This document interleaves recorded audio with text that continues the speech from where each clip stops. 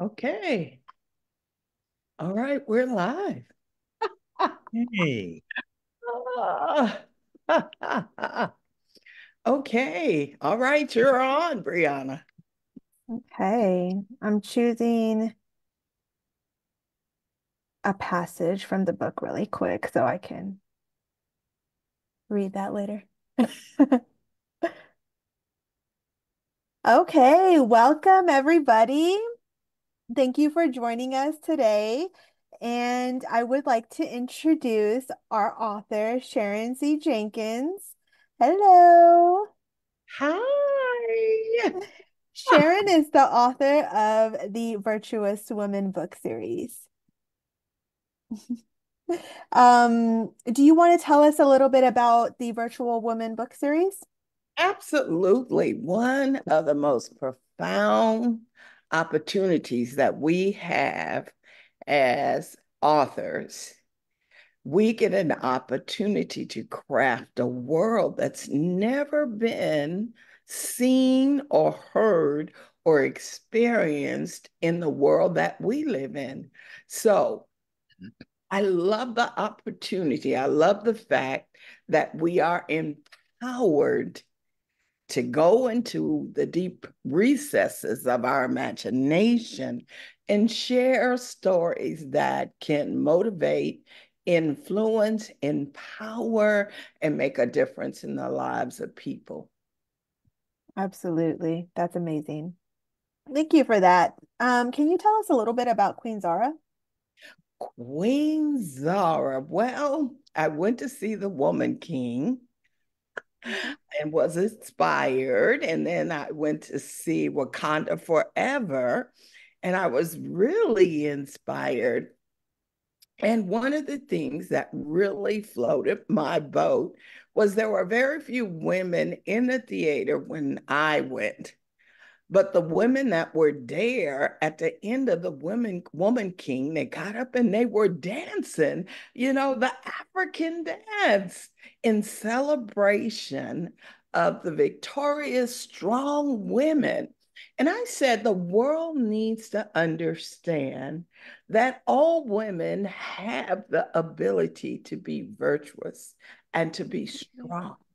And so Queen Zara just came to mind, a pure innocence, someone who genuinely loves people like Princess Diana, okay? Yes, And someone who is very motivated by the good in their hearts, but strong and resilient, okay, in charge of her life. And so Queen Zara was born. Now, Queen Zara not only can rule a kingdom, but she is lethal in the things that she can accomplish. In essence, she can very easily, how can I say it, take you or put you in a position where you will face your maker because she yes, is very skilled at hand-to-hand combat and all of that, those wonderful things that kings do to prepare themselves to be kings. Her father made sure that she was prepared to be queen. That's the feminine word for king. Okay. and we definitely see that she can certainly defend herself in the second book. So just a little hint there in the second book. Okay, so we know now where the inspiration came for. Um, was there a specific inspiration for this next storyline? Well, I'm thinking there are three phases in the victorious women or virtuous women book series. And the first one was Proverbs 31 Woman. The second book is Spiritual Warfare. And the third book will be about family. Perfect. I Mhm. love that. So you've mentioned it. Can we definitely expect a third book? Oh, yes. Fall of next year, we will start the writing process.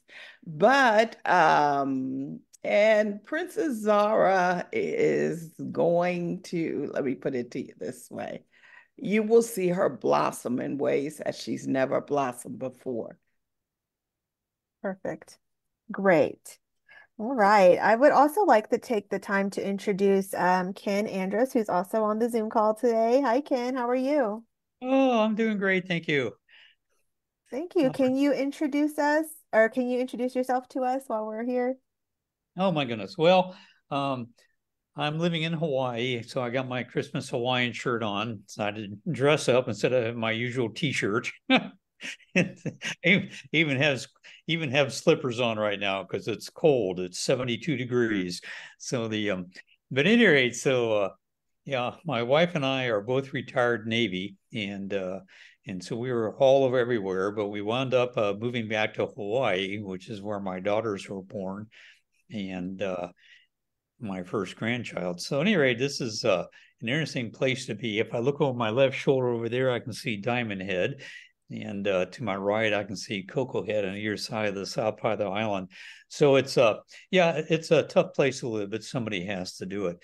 The But interesting enough, since we're talking about writing an Sharon's book and her journey, um, it's interesting how these things sort of start. Because oftentimes, if you're an author, it's a very personal experience, and those of us generally who do that tend to be a little reclusive because your mind is just doing all sorts of things, and uh, and so oftentimes we may wake up at 2 o'clock in the morning with some great theme, and then if you don't write it down, it's gone. So so I don't wake my wife up. I'm jumping out of bed and going into the bathroom, turn the light on, and scribing all these thoughts down. And and so that's part of the author's life. It's interesting, but how you wind up doing this stuff is it's sort of interesting. I had no clue I'd ever wind up doing this stuff. I guess um, my first book I published, and Sharon's been very helpful promoting this thing, is on my daughter's weddings, and so I looked around after being a basket case after both the girls got married, and I said, well, there's got to be something out there on the father of a bride, and there wasn't. So that wound up with novel number one, well, nonfiction, and then fiction. I just sort of stumbled into that too. It's just an idea that comes to you, and for whatever reason that you wind up getting possessed, you wind up sitting writing, and so it's been kind of fun. That's an awful lot about me, but it's one point that a friend of mine, Jackie Mitchard, who's wrote The Deep Ends of the Ocean, and she was Oprah's first book on her show. And so Jackie did really well with Deep End of the Ocean, but she was also my first ever mentor in a writing class back in the old day of the Honolulu Writers Conference. And so we had a breakout session. I guess there was maybe 8 or 9 of us max. And Jackie had a friend of hers join her, and that was Jackie Slaughter. Karen Slaughter. And Karen writes murder mysteries. And I said, well, Slaughter must be a pen name. No, that's Karen's real last name. So what a great name. But anyway, so I've still got their homework assignments. And so I've stayed put. But anyway, this long roundabout story, Jackie told me, and this is a point for Sharon too, when you get into this thing, well, she asked me, I said, Ken, is this a hobby or is it a job? Uh-oh. So being retired, I didn't want another job, but it's turned into that. So Sharon has found with her own job, with her book promotions, and helping a lot of us authors get our books out there. It's also turned into a job. So I'm putting 40 plus or more hours a weekend. So I'm probably putting more hours a week in writing now than I did when I was actually working, if you will. And I don't get holidays off, which is really a bummer. Or weekends. At least I was in the Navy, I'd have weekends. And so it'd be interesting how Sharon is going to balance all this stuff with her running her books. It was fun. She was kind enough to let me look at part of a passage of book number 2, and hopefully that provided some input to help her. But anyway, so that's me, and that's how I wound up getting to know Sharon, who's just a delightful person, and you can see her personality in her books, which is really fun. Well, thank you. Thank you, Ken, for sharing that. Let's go back to the book now. Yeah. Now, Sharon, I know you touched on this a little bit, about like what you were wanting to focus on within these couple of books in the series. Are there any specific themes or messages that you wanted to convey through your novel? The whole series itself speaks to the world perceiving women as characters of virtue. And why is that important? I think when we slip women into certain categories that demoralize the gift of a woman, we're in for trouble because a woman, she has a specific role in the earth. And so when that role is diminished or annihilated, then we don't get the fullness of our life experience. Now, I'm not just talking about the woman herself, but I am also talking about the world.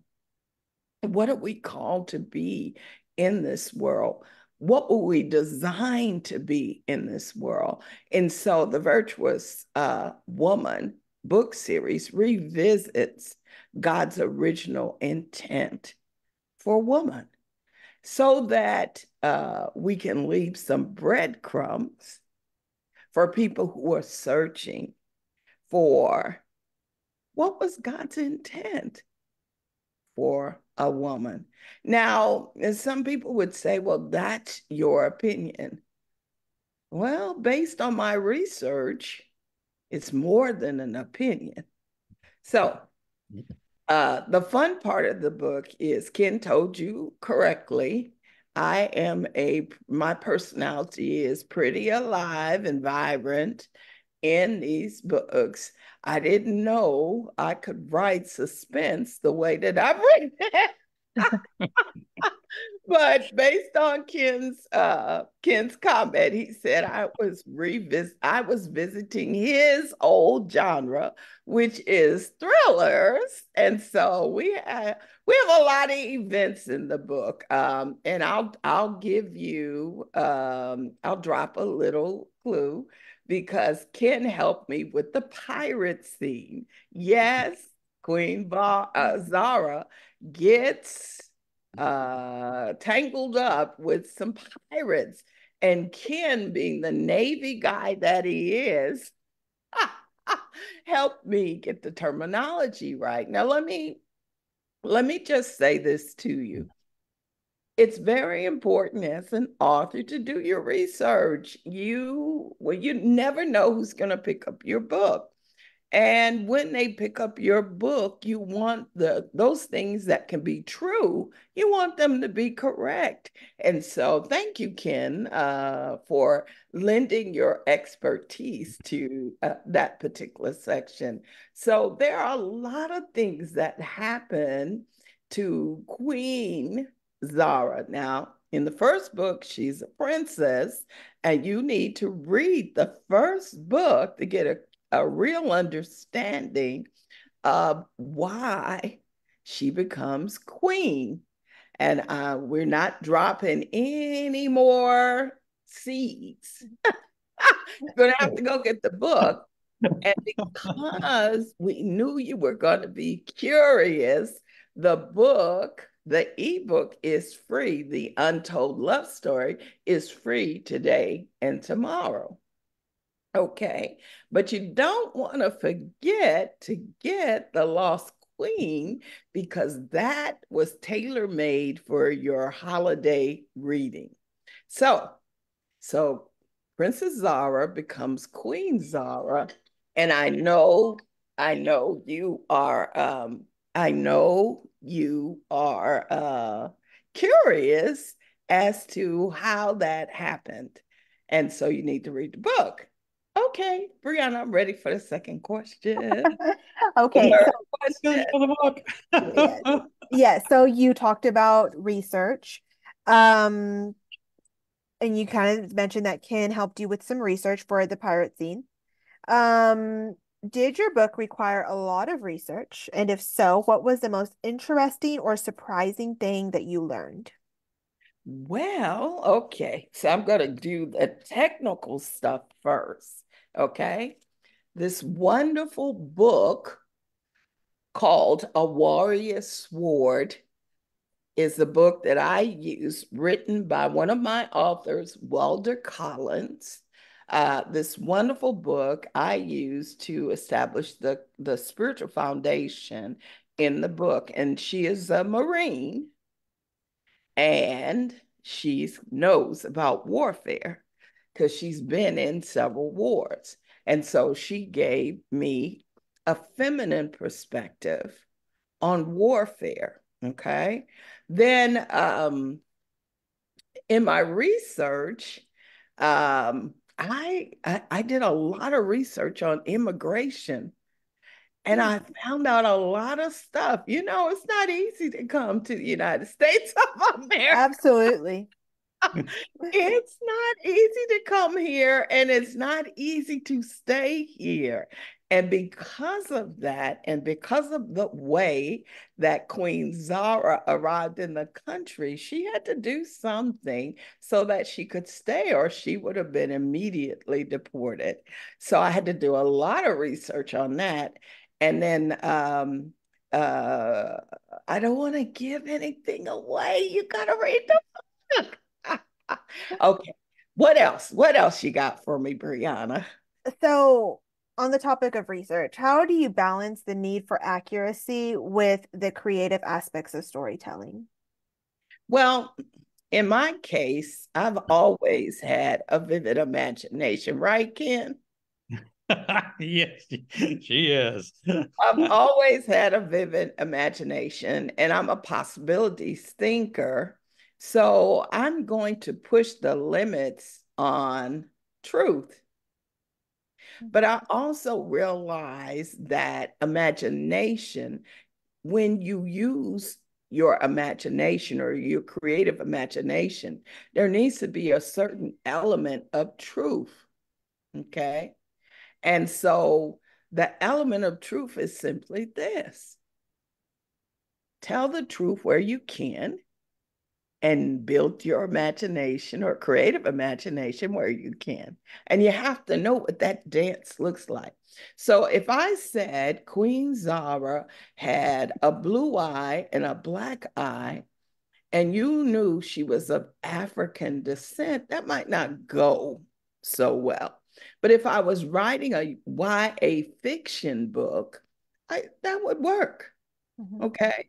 Because she probably would, her characterization probably wouldn't be built on fantasy. Mhm. Okay. In a YA book, her characterization would be built on fantasy.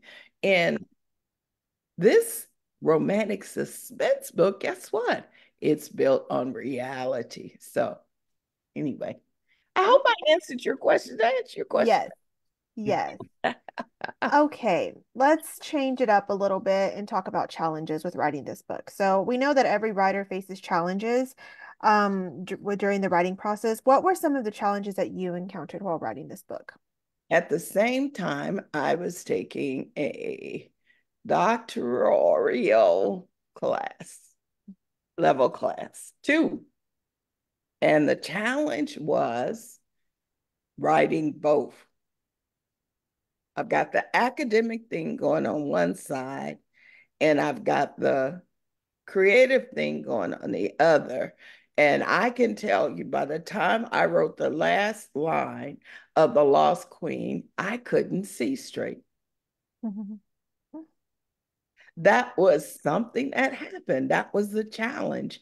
But both both things were pulling on my soul. And Ken will tell you, when those characters want to come out, you can't do nothing but let them go. Okay, and so you kind of touched on it as far as like having a lot of commitments at the time of writing this book, but how did you overcome those obstacles in the creative process? um, I can focus. That's it. Extreme focus. Mhm. When I sat down to write The Lost Queen, my focus was on Queen Zara. That's it's as simple as that. And what she represents, the mission and the vision of the book will pull you away from distractions. It's a different world that you're in when you're writing a fiction novel. And I enjoy it. And I learned how to focus writing nonfiction books.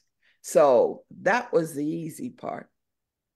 The hard part for me was, does this make sense? Mhm. Yes, and I can definitely vouch for that because a lot of the times you were like, does this make sense to you? Like this so yes, for sure. Yes. Okay, so we touched on research, we've touched on challenges. Let's talk about the characters a little bit. Okay. Tell us about the characters in your book, and are they inspired by real people or are they entirely fiction? Okay. So I'm gonna say two people are inspired by real people. And who are they? My doctors, Really? Okay, that's interesting. Dr. Chad Nehemiah and Dr. Frank eBay. Dr. Chad Nehemiah was or is he was my doctor, and Dr. Frankie Bay took over for him. But Dr. Chad is humorous, very detailed oriented, and a master communicator. And so I was so impressed with his genuine care. I said, I'm going to put you in the book, and I did. And so Dr. Frank eBay is more, how can I say it? More, he's considerate and he's caring, but he's more about business. It's about, okay, this, but you can make him laugh and you can make him smile. And so for me, I couldn't help myself. I had to put them both in the book. And it was funny. I had a little incident this week where I had to jump in my automobile and drive to the doctor because I didn't know what was going on. Even today, I was like, oh, I hope my face returns back to its normal shape. But anyway, I went to the doctor. And so I shared with him the story where the part where he's in, and he's a neurosurgeon at one of the larger local hospitals in Houston. And there's this character, Patricia. Oh, she's the other person who is based on someone that I love. One of my mentors when I went to ORU, Patricia just adopted me. Can you imagine being in your 40s and being adopted? I love that. I Yeah, love that. but she just adopted me, and I wanted to pay honor to her. So those are three people three characters that were built on real people because I love the way they love me. That's beautiful. Yes. So now you Okay. want to know about them other folk. Yes. I can't help but make a comment here because it's one of the things you hear in the writers' circles is if somebody's doing that, just say, be careful or you'll become one of the characters in my next book. So, and that could be a good thing or not. Well, that is funny, but it's true. It's true, kitten. It's true. But the funny thing, Ezra Jr. is a figment of my imagination. Okay. Mhm. Ezra Sr. is a figure of my imagination. But Melanie, his lawyer, is a real friend of mine. So Okay. got I've got about four people who have left a favorable impression on me. Now, I don't put the bad guys aren't bad, the bad people in my life, because we all have them. So the bad guys are genuine bad guys, like Sarky and Ropo. So yes, and Sarky actually is so funny. I'm glad you asked this question, Brianna. Uh, Sarky, the guy you see on the poster is a real live guy from Nigeria. I saw a picture of him and I was like, oh, I gotta have his picture. I gotta have him. He's Sarky. No, and then and so he's just loving the fact he doesn't mind that he's a bad guy. None of that. He just loves. He wishes the book much success, the whole 9 yards. It's just wonderful. And then to let you know how I find these characters, well, or how I'll run after these characters. It looks like there's more people that are in the Zoom room. So we're going to do a station break and come back, folks. Okay. All right, Brianna, you good? Yes. You good, Ken? I'm good. Okay, we'll be back. Hold on.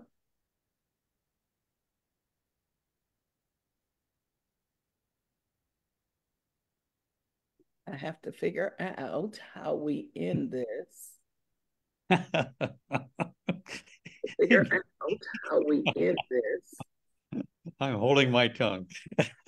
No, go ahead, say it, say it. I No, know you can't help yourself. I know. Okay, hold on. Let's see. It's been a minute. Okay, let's see. We got a couple of people there, and I'm still live. Okay, y'all.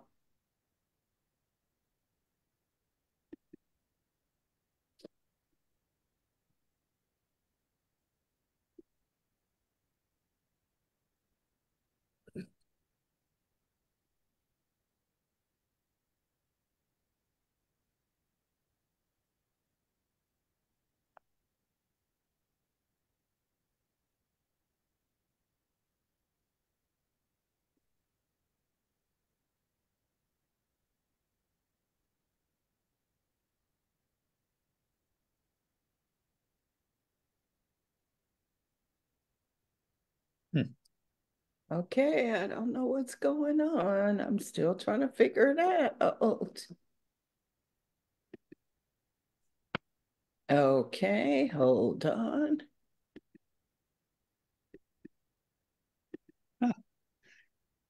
Okay, we got people joining. There we go. Okay, there's Marcus.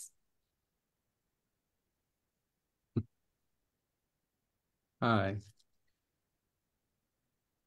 And looks like I got one other person. I thought we had.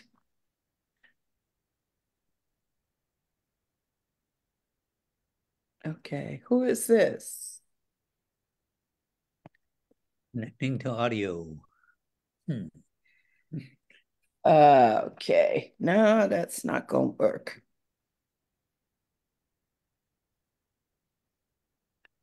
Well, if you can get a picture, then I can provide the audio. I'll just put random thoughts in, whoever Oh, that you're so person. crazy. That is funny. Hold on for a minute. Let's see.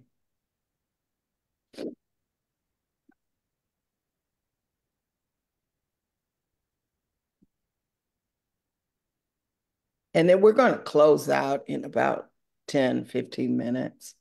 Okay.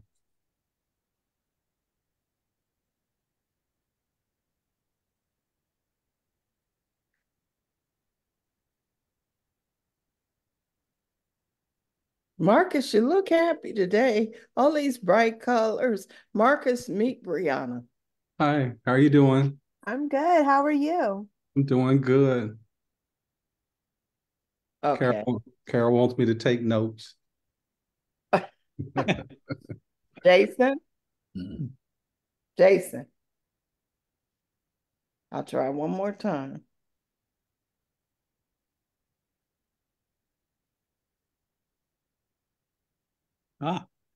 Connected the audio. Oh, there. Okay, Guys. try to go back, y'all. I don't know what's gonna happen. Brianna, you still in there? You hanging in there? Yes. Yeah. Okay. Can you hear me? Yeah. Yeah. Yeah. Karen, let me know if you get feedback and I'll mute. Happy birthday. Where's Ken? Oh, Oh, everybody. thank you. Today's Jason's birthday. He's 29. Happy birthday. Yeah, I'm 21 over again. 21. Okay. Okay. All this wonderful stuff is happening. And I think we are still alive. Isn't that wonderful? We are about to find out. Yeah, I did try to log in at 1, so I guess it was just a connection issue. I don't know. Oh, we were doing what we do. Okay. Okay, here we are. So we're back. All right. Okay. Shall we continue? Yes. Okay, here we are. So we're back. All right. Hey, shall we continue? Yes. Okay, here we are. So we're back. All right. I'm Okay. getting an echo. Yeah, we're fine. Let's start. I fixed it. Okay. Let's see. So let's continue on with, I have one more question about characters. Do you Okay. have a favorite character? And if so, why? Oh, I love Queen Zara. I love her. I was telling, who was I telling? Tanya. I was telling Tanya, these characters still talking to me. They wanna come back. Do someone. And I mean, no, I'm not crazy. But those, and I think I told Marcus, I just love Queen Zara. She's phenomenal. She is. She is strong but weak. She is confident but humble. She is beautiful, but she doesn't even know how beautiful she is. That is huge. That is huge. Okay. Okay. So we've talked about challenges, we've talked about research, we've talked about characters, we've talked about so many things. Let me see. Did we talk about the writing process? I think we may have. Not specifically, no. Okay. Can you share some insights about your writing process? Like, do you have a specific routine or ritual that helps you get prepared and, beginning to write the book? Well, I definitely do an outline. Okay. Definitely. Whether I stick to it or not, I need to know a pathway. I'm the beginning and the end. I need to know where it's going to begin. I need to know where it's going to end. Okay, so that's real important to me.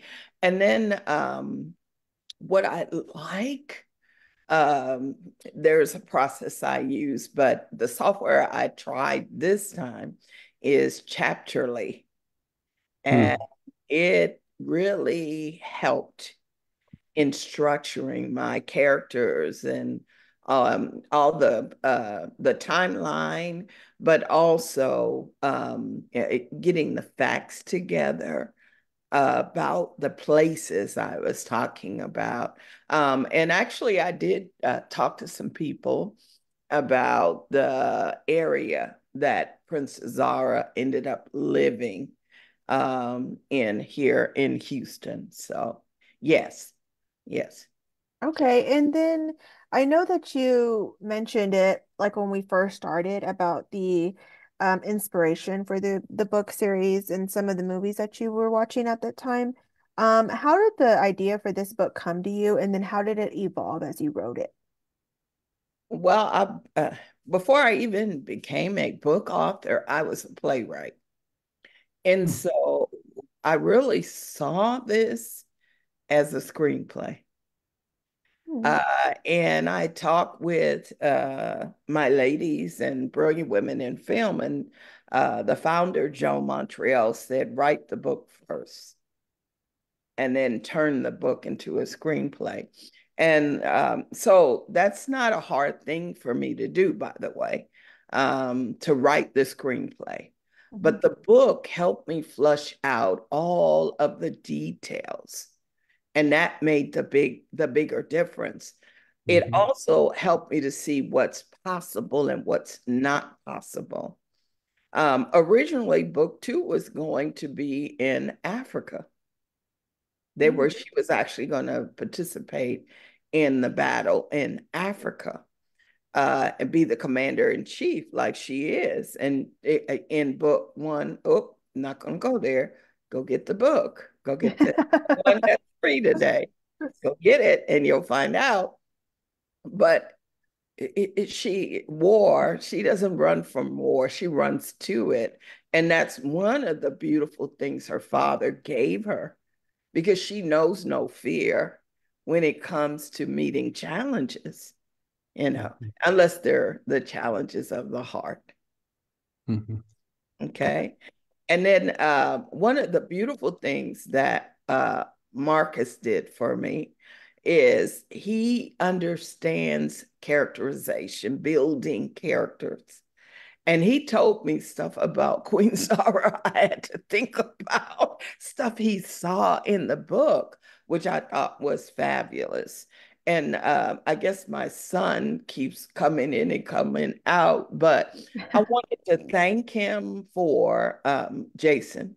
I wanted to thank him for keeping me focused, because I had a totally different idea for this second book. I mean, it was totally it's different. And then one day he said to me, yeah, Mom, this book is about her, about Zara. Mhm. Keep it about Zara. And that's where the Lost Queen came into play. Yes. Mhm. So my writing process is outline, then build the characters. I need to know who they are before I start writing about them. And then any other characters that pop in, like on the first book, there was no Vincent in the first book. There was no senior advisor, but he just popped in. On the second book, well, I don't think I have had any. Oh, yes, I did have one character pop in, and I can't tell you who she is, but she didn't stay long. I'll leave it alone. She did not stay long because she served her purpose. And then I sat her down. Well, actually, she got knocked down. Anyway, Okay. So I know earlier you talked about like when you were coming up with these characters, Queen Zara would have been completely different if it was for a YA type book. So going off of that, who do you think would enjoy your book the most? And is there a specific audience you had in mind while writing this novel? younger women from 21 through 35. Mhm. Mhm. Okay. And older women have told me that they wish younger women would read the book. The Okay. older women who have read the book. So that co-signed my intent. Okay. And then going off of that line of thinking, what do you hope readers take away from this book, like specifically women between 21 and 35? That they have a choice on the quality of the life that they live and the things that they dream about, regardless of how severe or how life-changing events are in their lives, they still can achieve the goals that they were preordained divinely. Mhm. placed on the earth to achieve. Distractions will come. Life-changing events will come. But they're Okay. still designed to be who God ordained them to be. Perfect. Nicely put. I'm going to ask you one more question, and then I am going to read a short passage of The Lost Queen, the prologue. And then we can talk about kind of the stuff we have going on. We have a couple of things going on with the ebook and a scavenger hunt that we're doing. So let me get to that. So, on the basis of future projects, what's next for you? And are there any upcoming projects that we should be excited about? The Lost Queen is going to be a film. Wow. Okay. Do you have any details on that or? Expect to see it in the latter part of next year. Hmm. Very nice. Okay. An Anything else? independent film. And on the first book, I had this wonderful partner, Philip, and he finally had the time to listen to the audiobook from the first book. And he's talking film. That's his baby. I'll let him deal. The second Hmm. baby is my project. That's something I want to do, and I want to do it with the brilliant women in film because that's an all film production crew, all female production crew. And this film is about empowering women to be who they were called to be, designed to be, meant to be. Okay. So, and I want to say, I want to, if you don't mind, Brianna, I'd like to hear from Marcus and his opinion about the book because he sat on my couch one day. Mhm. He Yeah. sat on my couch one day, and I told him the whole story. So, you Hey, there? what I like about the book, what I like about the story is the authenticity of the characters. I love the love stories. I think a lot of times people think love stories are like mushy and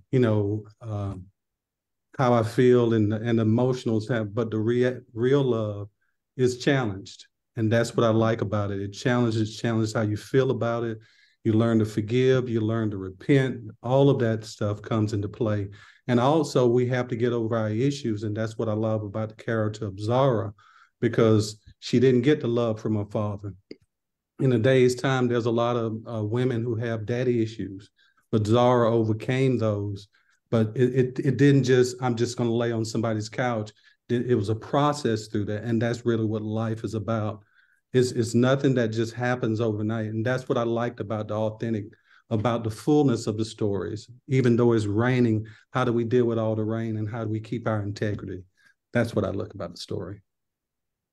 And one of the beautiful things, Ken is a model father. He's a girl dad. And so he helped me to understand the significance of having a father like him with his DNA. And so I was able, based on my relationship with him and my observing him, I was able to create a pseudo, actually, there's two pseudo fathers in the book. And Ken didn't know that, but he inspired me because of the girl dad he is. And Marcus writes beautiful stories. He is an author and he has written such a compassionate series. And one day we're going to talk to him, Brianna. You ready? Yes. Okay. So I'm done. Okay. Okay, I'm gonna read the prologue. I'm just gonna read the very first paragraph of this novel, and then we kind of talk about it a little bit, and then we'll go into the specials that you're running today, and then how we can get in contact with you. Okay, so the prologue.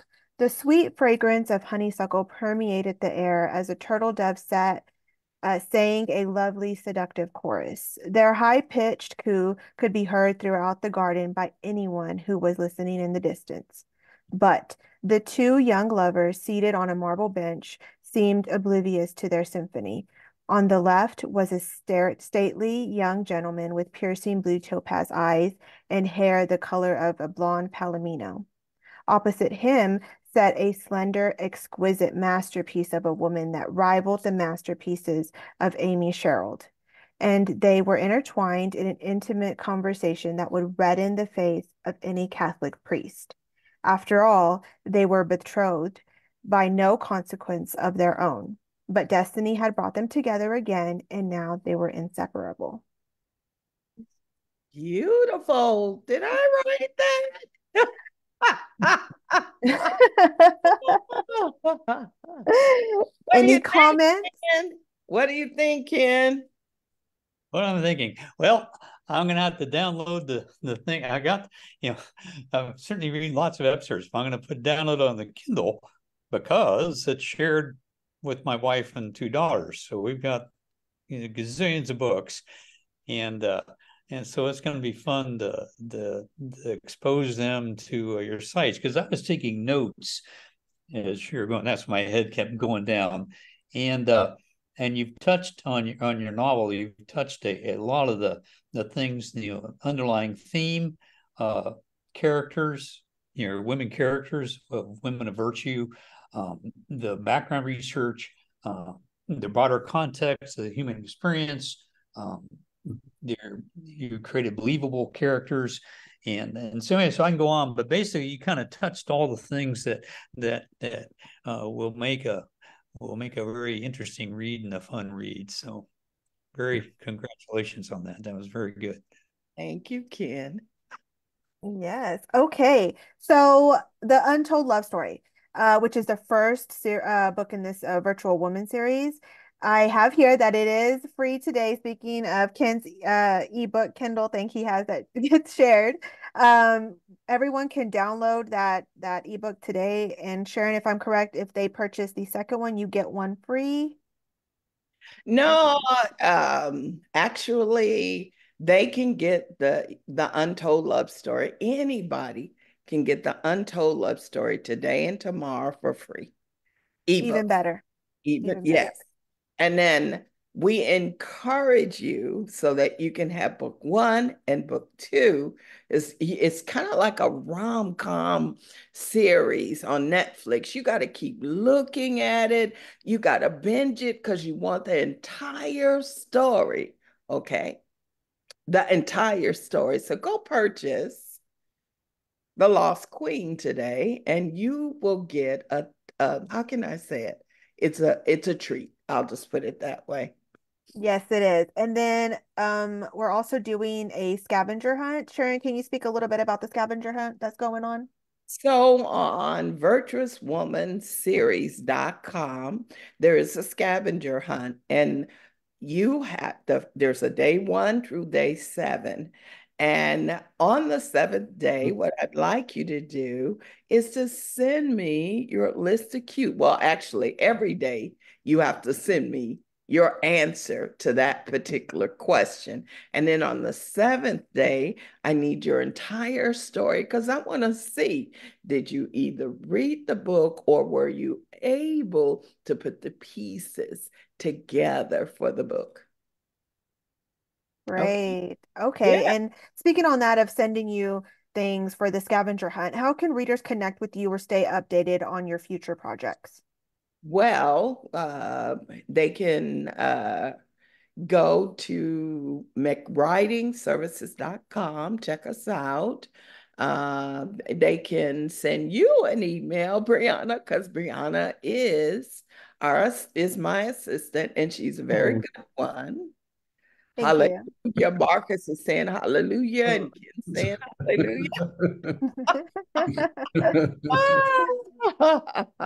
And or Facebook. I'm on Facebook, TikTok. I'm on Twitter. I'm on, you name it, LinkedIn. I'm on, and you can, each of those platforms, you can get a little piece of Queen Zara.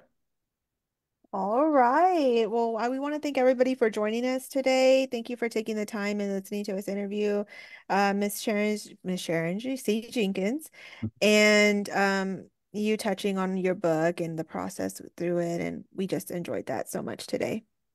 And thank you, Brianna, for being a gem beyond gems. We really appreciate your support. And ladies and gentlemen, we're going to come back to you in the new year. We're actually starting a new podcast for authors. So get ready. You're going to see Ken again. You're going to see Marcus again, and a whole bunch of other folks. All right. God bless. And I want to say I love you, and there ain't nothing you can do about it. Brianna. All right. See you later. Bye-bye. Thank you. Thank you. Bye.